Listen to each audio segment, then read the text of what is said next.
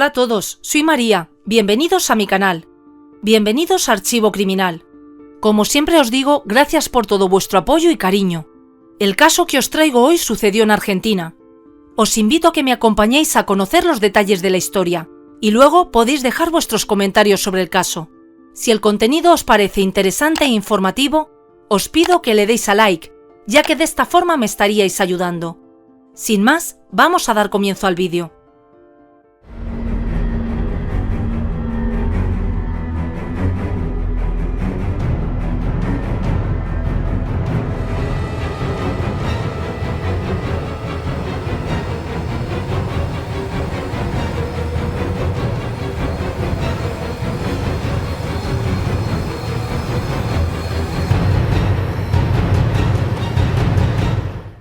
Para la gran mayoría de los seres humanos, tener seguridad es algo importante, no solo desde el punto de vista personal o físico, sino también en relación a nuestro entorno. Sin embargo, una vida completamente segura es prácticamente imposible, y día a día debemos lidiar con ciertos grados de inquietud o indecisión. El desconocimiento de lo que nos depara el futuro nos genera incertidumbre. Desde el punto de vista de la psicología social, la incertidumbre se explica como la necesidad de tener un cierre cognitivo, una respuesta rápida a una información o situación que nos resulta confusa o ambigua, y si esta respuesta no se produce en un tiempo prudencial, es muy posible que entremos en un estado de ansiedad. Muchas personas tienen que lidiar con estados de incertidumbre prolongados. La espera de un diagnóstico o una rara enfermedad, periodos de guerra en países o la pandemia del COVID-19 generan ansiedad, miedo e incluso en algunos casos apatía, que solo pueden ser resueltos con una respuesta definitiva a la situación que los genera, aunque en muchas ocasiones esa respuesta no sea agradable. Esta fue una de las realidades de los casos que os traigo hoy, porque fueron dos. La historia se inicia en el año 2011, en el departamento de Lavalle, provincia de Mendoza, al oeste de Argentina. En el distrito 3 de Mayo del departamento de Lavalle nació el 17 de agosto de 1983 Soledad Elvira Olivera. Poco se sabe de la vida de Soledad Olivera, apenas que tenía 3 hijos y vivía junto a sus hermanas en el barrio El Paraíso Anacuri. El 18 de noviembre de 2011, con 28 años, Soledad sale de su casa de manera apresurada. Les dice a sus hermanas que va a ver a Mariano Luque, un hombre que trabajaba en una finca de la zona y con el que tenía una relación afectiva. Aparentemente, la reunión era cosa de poco rato. Soledad dejó a sus 3 hijos a cargo de sus hermanas y salió tal y como estaba vestida y sin nada en las manos. Las hermanas fueron a preguntarle a Mariano Luque sobre Soledad, pero este afirmó que ese día no la había visto, que a su casa no llegó. Mariano Luque vivía en una finca en la zona 3 de Mayo, junto a su madre y su padrastro Luis Curayanca, quien era el encargado del lugar dedicado a la siembra de olivos. La familia de Soledad interpuso la denuncia por su desaparición, pero por lo que se sabe, fueron mínimos los esfuerzos por investigar su paradero y el expediente durmió el sueño de los justos durante casi un año. En la finca ubicada en el distrito 3 de Mayo también vivía Beatriz Chacón, la pareja estable de Mariano Luque. La historia de Beatriz es bastante particular. Según se relató, su madre se fue de la casa familiar acusando maltrato. Con la separación de la pareja, uno de los hijos se quedó con la madre, pero los otros 5 permanecieron con el padre, Bernardo Chacón, pero ciertamente este no contaba con medios suficientes para mantener de la mejor manera a una familia tan grande. Es así como los niños, un día cuando regresaban de clases, fueron invitados por Luis Curayanca para que comieran en su casa. Esto comenzó a repetirse con frecuencia, cosa que aliviaba la presión del padre de los chicos, que comenzaron a vivir alternativamente en ambos hogares. Con el tiempo, Beatriz Chacón, a los 15 años, era novia de Mariano Luque, de 28, el hijastro de su benefactor. Beatriz tenía una hermana menor, Joana, de 13 años, que no siempre se quedaba en la finca de Curayanca, pero que cada día al regresar del colegio pasaba por allí a almorzar. Joana era una niña bonita, inteligente, curiosa y alegre, aunque algunos la definían como un poco reservada. El martes 4 de septiembre de 2012, Johanna salió de clases en la Escuela Virgen del Rosario, en la cual cursaba el último año de primaria. Ese día, en el colegio había tenido una jornada extendida, por lo que la salida se produjo a las 2:45 de la tarde. Como todos los días, Johanna abordó el autobús escolar junto a sus compañeros para llegar a la casa de Kurayanka. Poco después de las 3 de la tarde, el transporte la dejó frente al portón de la finca, y antes de partir, sus compañeros y el conductor de la unidad la vieron descender del bus, abrir la reja de acceso a la propiedad y entrar. Serían los últimos en ver a la niña. No se sabe qué pasó después, pero ya era tarde cuando Luis Kurayanka llamó al colegio para averiguar por qué Johanna no había regresado a casa.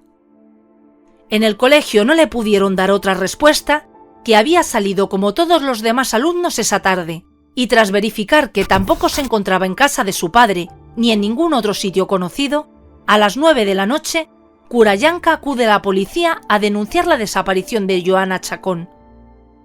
Al día siguiente comienza a comentarse en el colegio la desaparición de la joven. La directora de la institución, una mujer seria y comprometida, estaba preocupada, y su inquietud aumentó cuando una de las maestras le comentó que, al igual que Johanna, hacía unos meses había desaparecido la madre de 3 niños que estudiaban en la misma escuela y que la última vez que se supo de ella iba a la casa de Luis Kurayanka. La directora de la institución, Silvia Minoli, se tomó muy en serio que 2 personas ligadas a su colegio se hubieran esfumado y acudió a las autoridades para poner en evidencia que ambas desapariciones se habían producido en el mismo lugar. Ese fue el comienzo de una larga cruzada encabezada por Silvia Minoli, que movilizó tanto a los estudiantes del Colegio Virgen del Rosario como a familiares y miembros de la sociedad civil, con la finalidad de que se hicieran las averiguaciones correspondientes para dar con el paradero de Soledad y Johanna. El fiscal de delitos complejos, Santiago Garay, fue quien lideró ambas investigaciones. A él se uniría el abogado de la Secretaría de Derechos Humanos, Fernando Peñaloza, y siempre con el motor de la profesora Silvia Minoli. Todos estaban convencidos de que ambos casos estaban relacionados. Cuando se saca del cajón el expediente de Soledad Olivera, se inician realmente las pesquisas. Se confirma que Soledad y Mariano tenían una relación desde hacía tiempo. Intercambiaban mensajes constantemente, y Soledad iba con frecuencia al encuentro de Mariano. De hecho, de la investigación del teléfono móvil de Soledad, se pudo comprobar que el día en el que la mujer desapareció, había intercambiado más de 100 mensajes que se iniciaron poco después de las 6 de la mañana, en los cuales Mariano Luque insistía en que Soledad fuera a verlo. Sería esta persistencia la que obligaría a Soledad a salir de su casa solo con lo que llevaba puesto encima y dejando a sus hijos para acudir a la casa de Mariano. El testimonio de una vecina que encontró en el camino confirmaba que ella le había dicho que iba a la finca que cuidaba Kurayanka. Además, las hermanas de Soledad daban cuenta del amor de la desaparecida por sus pequeños y aseguraban que bajo ningún concepto los abandonaría. Además, afirmaban que Mariano estaba obsesionado con ella, porque Soledad había mostrado su intención de terminar con la relación.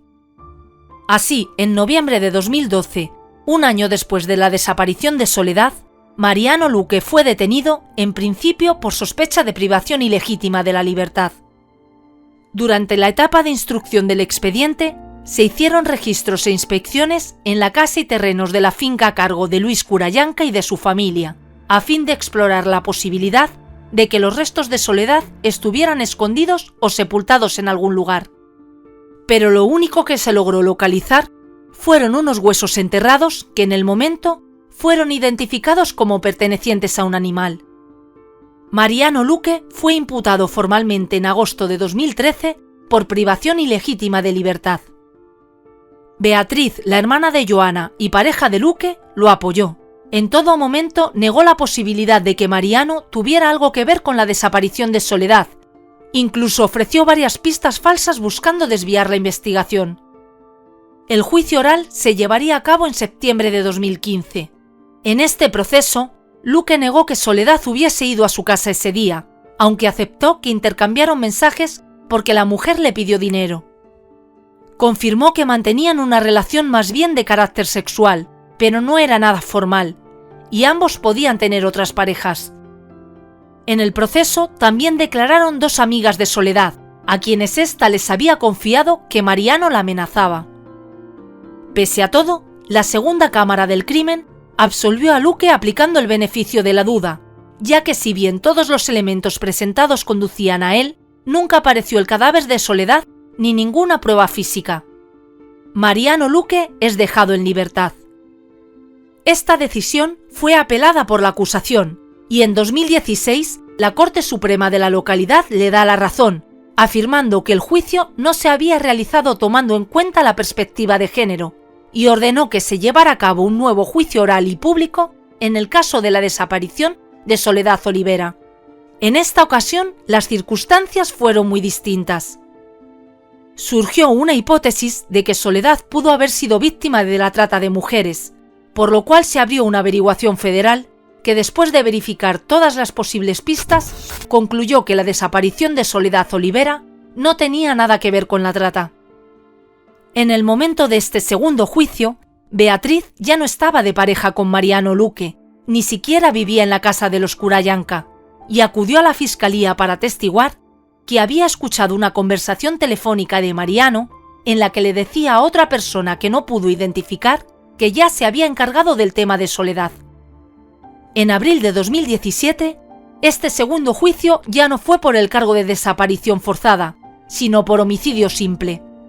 En esta ocasión afirmó que solo era amigo de Soledad, aunque mantenían encuentros íntimos, y que Beatriz conocía de esta relación, algo que había negado en el proceso anterior, e incluso al inicio de las investigaciones afirmó que no conocía a Soledad, pero en esta ocasión asomó que había celos entre ambas mujeres. Como estas, hubo otras contradicciones con sus declaraciones anteriores. Además, en este proceso se presentó el testimonio de Beatriz sobre lo que le había escuchado decir por teléfono sobre Soledad. Con las consideraciones que había recabado la Fiscalía y la querella, una inspección de los miembros del tribunal y representantes de las partes para conocer en el sitio el recorrido realizado por Soledad, el testimonio de la vecina que confirmó que Soledad le dijo que se dirigía a casa de Luque, y lo revelado por Beatriz en este segundo juicio, Luque es condenado a 12 años de prisión. Para los jueces también fue significativo que previo a los hechos, Mariano y Soledad mantenían comunicación constante, pero a partir de esa tarde, Mariano nunca más le volvió a escribir. Pero cuando Beatriz se acercó por primera vez a la fiscalía, no solo habló del caso de Soledad, sino que hizo una confesión escalofriante. Beatriz afirmó que ella fue testigo de que Mariano Luque había asesinado a su hermana Joana Chacón. Beatriz contó que ese 4 de septiembre de 2012, Joana efectivamente llegó a casa pasadas las 3 de la tarde, dejó su mochila sobre la mesa de la cocina y se disponía a ver qué había para comer cuando Mariano Luque entró en el lugar con una soga en las manos y la colocó alrededor del cuello de la chica al tiempo que le decía: «Yo no voy a ir preso por tu culpa». Beatriz, que en aquel momento estaba embarazada de gemelos de alto riesgo de Luque, no pudo intervenir. Joana luchó todo lo que pudo, pero poco a poco su vida se fue apagando. Beatriz contó que Joana cayó al suelo, se orinó y finalmente murió. Según el perturbador relato de la mujer, Mariano tomó el cuerpo sin vida de Joana, lo colocó en un barril de alquitrán y lo incineró, tras lo cual se lo llevó para enterrarlo. Beatriz sostuvo que con frecuencia Joana usaba el teléfono móvil de Mariano para jugar y posiblemente haya visto algún mensaje que incriminaba al hombre en el caso de Soledad y Luque lo habría descubierto. Partiendo de este testimonio, los representantes de la Fiscalía y el abogado de la Oficina de Derechos Humanos comenzaron a investigar, hasta finalmente lograr engranar lo que consideraron un caso sólido para llevar a Mariano Luque nuevamente a juicio por el asesinato de Joana Chacón. Otra vez, la casa de Mariano Luque fue investigada y en ella se localizó una camiseta perteneciente a Joana Chacón con fluidos identificados como posible semen, que de comprobarse que perteneciera a Luque, arrojaría otra posible causa para el asesinato de la joven, callar el hecho de que el hombre habría abusado de ella. El proceso judicial se realizó en septiembre de 2018, 6 años después de la desaparición de Joana. La Fiscalía y el representante de la Oficina de Derechos Humanos, además del testimonio de Beatriz como testigo de la muerte de su hermana, presentó a una compañera de escuela de Joana, quien afirmó que su amiga le confesó que había sido abusada por Mariano Luque. También se presentó el testimonio de la esposa de un preso que compartió celda con Luque en la cárcel. Según la mujer, su marido le dijo que Mariano le había confesado el asesinato de Joana. Pero no fue todo. Un hombre afirmó que 5 días después de la desaparición de Joana, vio a Mariano Luque trasladándose con un tractor por el distrito 3 de Mayo, a más de 1 kilómetro de su casa, y cavar un pozo, lo que podría apuntar a que había ocultado los restos de Joana en algún sitio. Al respecto de esto, se ordenó que la zona indicada fuera inspeccionada, cosa que se hizo a inicios de octubre, con una serie de excavaciones que estuvieron a cargo de efectivos de la Policía de Mendoza y peritos especializados del Cuerpo Médico Forense. La actividad contó con la presencia de representantes tanto de la acusación como de la defensa de Mariano Luque. Sin embargo, el procedimiento no logró dar con los restos de Joana ni de Soledad. Además, en el curso del juicio, expertos pudieron revisar los restos óseos descubiertos en 2012 y que habían sido atribuidos a animales. Afirmaron que en efecto se correspondían con restos humanos pertenecientes a una persona de entre 11 y 18 años de edad, aunque por el estado en que se encontraban no podían ser sujetos a análisis de ADN. Pero la defensa de Mariano también tenía sus armas, más allá del hecho de la no existencia del cadáver. Me refiero a una grabación que fue presentada en el tribunal por Luis Curayanca, el padrastro del acusado, donde Beatriz Chacón niega que Luque haya acabado con la vida de su hermana y afirma que esa declaración se la escribieron en la Fiscalía. Según Curayanca, las afirmaciones surgieron en una conversación con Beatriz que él grabó en secreto con su teléfono móvil. Luis Curayanca sostuvo que había instado a Beatriz a que diera esa declaración en presencia de un escribano, pero ésta se negó, y por eso él estaba presentando la grabación en el juicio para que todos escucharan la verdad. El audio en cuestión aumentaba la polémica en torno a Beatriz, que mientras estuvo en pareja con Mariano lo defendió a capa y espada, y solo lo acusó después de unos años separada de él. La Fiscalía se opuso a que esta grabación fuera aceptada, alegando que se trataba de una prueba ilegal, grabada sin los controles adecuados y con desconocimiento de Beatriz. Pero el tribunal rechazó esos planteamientos y decidió admitir la prueba aportada por el padrastro del acusado.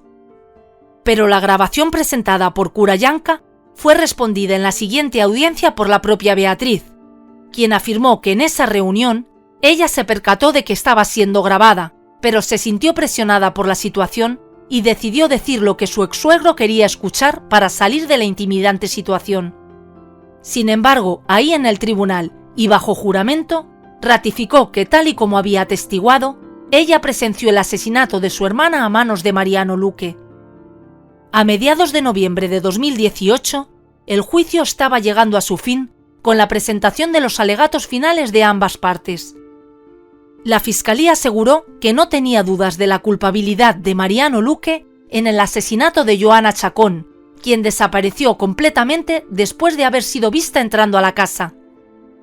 Además de las pruebas y testimonios aportados a lo largo de las audiencias, la Fiscalía se refirió al comportamiento de Luque hacia las mujeres, ya que aún estando en pareja con Beatriz, sostenía una relación paralela con Soledad, y cuando ésta ya no existía, y el embarazo de alto riesgo de Beatriz la imposibilitaba la actividad sexual, Luque se había desahogado con Joana, cosa que fue confesada por la propia chica a una compañera de la escuela. La Fiscalía descartó la posibilidad de que Joana se hubiese fugado del hogar, pues no tenía dinero, ni novio, ni siquiera un teléfono móvil ni ningún tipo de adicciones. Ese mismo día había quedado con 2 compañeras en reunirse para estudiar, y ni siquiera tenía documento de identificación porque el mismo se encontraba en el registro civil. Para la Fiscalía era imposible que si se hubiese fugado, pudiera resistir 6 años sin comunicarse con nadie de su familia. Adicionalmente, se puso en evidencia que desde 2010 a 2013 hubo 122 denuncias por personas desaparecidas en la zona 3 de Mayo en Lavalle, de las cuales 119 habían regresado. De las desaparecidas, una fue un señor muy mayor, y las otras dos fueron Soledad y Joana, y no hubo ningún otro caso desde la detención de Luque. Por todo esto y para finalizar, la acusación solicitó que Mariano Luque fuera condenado a prisión perpetua. El abogado representante de la Secretaría de Derechos Humanos además agregó que, tal como había afirmado la profesora Silvia Minoli en varias ocasiones, si la investigación del caso de Soledad Olivera hubiese sido pronta, eficaz y oportuna, no estarían en este juicio. Joana no estaría muerta.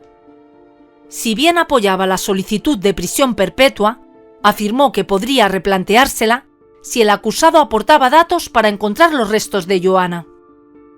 Finalmente, el abogado querellante Pablo Salinas apoyaba la condena propuesta, afirmando que se trató de un homicidio agravado por alevosía y criminis causa, es decir, fue perpetrado para ocultar otro delito, ya que Joana sabía algo, y durante el juicio se conoció que el día de su muerte, Joana no había querido ir al colegio, sino a casa de su padre, y Luque se aseguró de que no lo hiciera llevándola él mismo al colegio.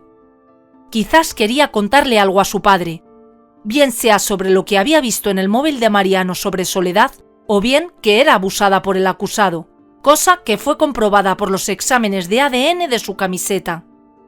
Finalmente, sobre cualquier duda en las declaraciones de Beatriz, Salinas recordó el dictamen del perito psicológico que estudió a la hermana de Joana y que afirmó que hay un correlato emocional en su relato y es absolutamente veraz.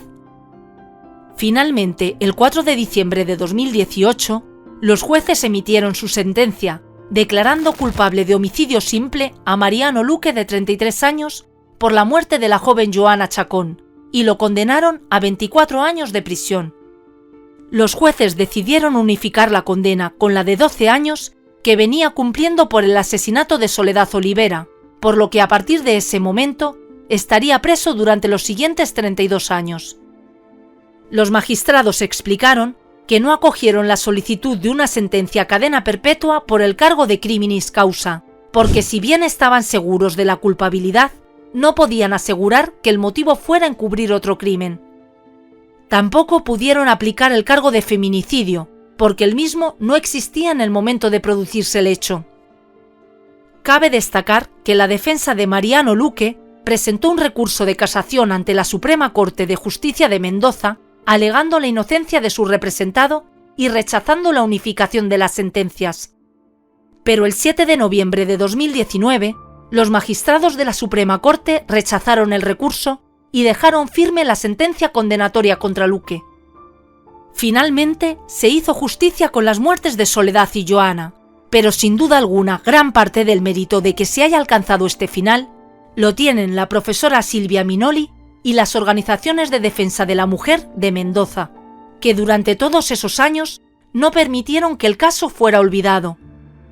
En un muro pintado en el colegio donde estudiaba Joana, se fue llevando la cuenta con signos interrogativos de los años que las mujeres llevaban desaparecidas sin que se hiciera justicia, y se organizaron actividades de calles y varias marchas. Además, cada año los alumnos del colegio en el que estudiaba Joana realizaban un vídeo recordando su desaparición, el dolor que producía y la solicitud de que se hiciera justicia en el caso. A lo largo de los procesos judiciales por ambas mujeres, el Ministerio de Seguridad de la Nación ofreció recompensas que fueron de 10.000 a 500.000 pesos, al cambio entre 770 y más de $38.000, por información fidedigna sobre el paradero de Soledad y Joana, pero esa información jamás apareció. Los cuerpos de Joana Chacón y Soledad Olivera jamás fueron encontrados, y los familiares de ambas mujeres siguen con la esperanza de que algún día Mariano Luque cuente la verdad de lo que hizo y dónde dispuso del cuerpo de sus víctimas a fin de poder darles una digna sepultura. Se pudo conocer que en varias entradas y salidas de prisión, Mariano Luque sufrió distintas agresiones por parte de otros presos, resultando con varias heridas, costillas rotas y diversos traumatismos. Luis Curallanca perdió su trabajo, pero pese a todo, siempre sostuvo la inocencia de su hijastro, al cual crió desde los 4 años. Este caso volvió a las páginas de los medios de comunicación cuando el 7 de febrero de 2021 se conoció que el mural en honor a la memoria de Joana y Soledad fue borrado. La información fue difundida una vez más por Silvia Minoli en su Facebook, en una nota que arrancó diciendo «Nuevamente desaparecidas», y en la que dejaba claro el dolor y la rabia que le producía esta acción después de años de lucha para impedir que estas mujeres fueran olvidadas. Silvia Minoli escribió: «Fueron años de pensar y ejecutar acciones para visibilizar lo que estaba pasando en Lavalle, en Mendoza y en el resto del mundo, porque la violencia patriarcal golpea, destruye y mata, y también tapa murales». Sobre este tema, la Municipalidad de Lavalle emitió un comunicado lamentando lo sucedido y comprometiéndose en la construcción de un paseo homenaje a las mujeres con el fin de profundizar la construcción de una memoria colectiva y a recuperar el mural blanqueado. En 1994 se adoptó la Convención Interamericana para prevenir, sancionar y erradicar la violencia contra las mujeres, conocida como Convención de Belém de Pará. El comité de expertas que hace seguimiento a la implementación de este mecanismo internacional ha fijado su atención en lo referente a la desaparición de mujeres y niñas en las Américas. El grupo destaca que en el tema de las desapariciones, al igual que en otras formas de violencia contra la mujer, las estadísticas no son confiables. Existe un subregistro de casos. Además, hace hincapié en el hecho de que estas desapariciones están conectadas con otras formas de violencia como el feminicidio, la trata de mujeres y niñas y la violencia sexual. Sin embargo, existen algunos datos aproximados que pueden darnos una visión sobre las dimensiones de este problema. Por ejemplo, en Bolivia, a mediados de 2011, había 176 personas denunciadas como desaparecidas, de las cuales 111 eran mujeres. Ese mismo año, parlamentarios en el estado de Veracruz, en México, denunciaron la desaparición de unas 50 mujeres en solo 3 noches. En Honduras, en 2013, se registraron 347 mujeres desaparecidas, y ese mismo año en Argentina, había más de 3.000 mujeres, adolescentes y niñas en esta situación. Bueno, y hasta aquí la historia de hoy. Me gustaría que dejes tu comentario u opinión. ¿Qué opinas sobre este tremendo suceso? ¿Y sobre los datos aportados? Antes de irte, te pido que dejes un me gusta. Y si este contenido es de tu interés, suscríbete si aún no lo estás, ya que trataré de seguir subiendo varios vídeos por semana. ¡Saludos!